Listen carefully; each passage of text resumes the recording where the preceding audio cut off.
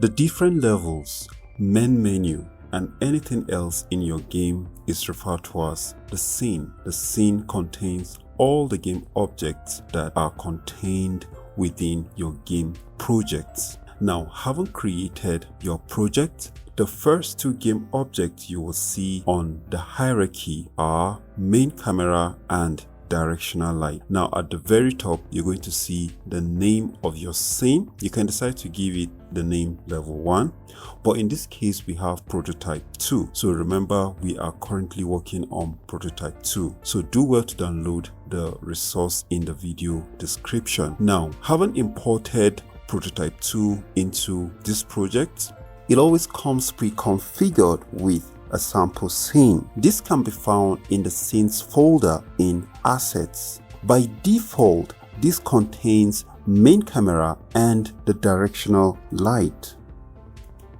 You can continue building your game using the existing sample scene, or you can choose to create new scene by right-clicking in the project panel and then going to create and clicking on scene. So this is how easily you can create a new scene. Now I can give it a new name, level 1. Now on double clicking on it, you can see that it's acting like a container. So I can choose to close this. So all the game elements or the game objects are contained within this scene. Now in this project, we're going to be using the prototype 2 assets that we imported. Now the prototype 2 contains additional game objects referred to as the environment. Now you can see that it contains ground, left border, and right border. Now looking at it in the scene view, this has a 3D look and feel, but in the game view it has a flat and a 2D look and feel. Now even though this is a 3D game, but then we are going to be creating a top-down 3D game that has a 2D look and feel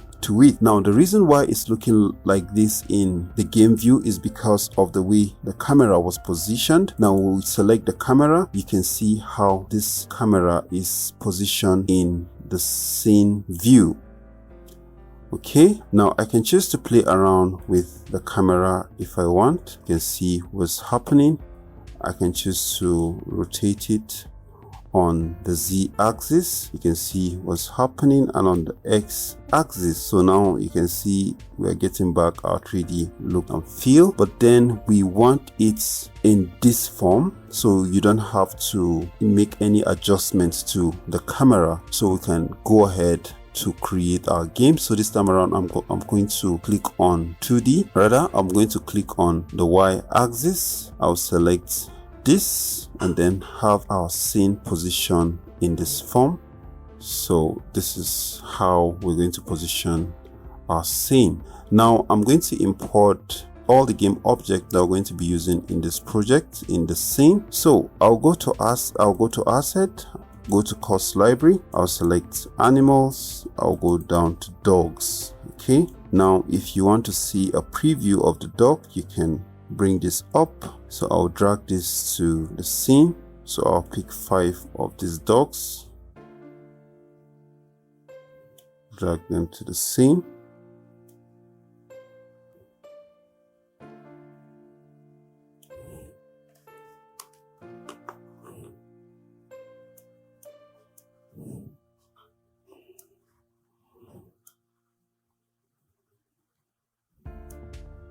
Or we can drag about, let's say, 6 of it.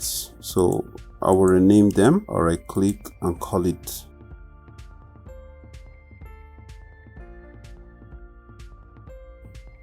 dog 3. I'll press Ctrl A to copy the name, Ctrl C to copy, Ctrl A rather to highlight, and then Ctrl C to copy.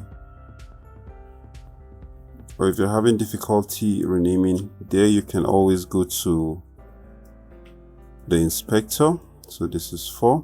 You can select the game object, go to inspector, and then we're going to change the name here to dog 5. Okay, so let's just work with these 5 dogs.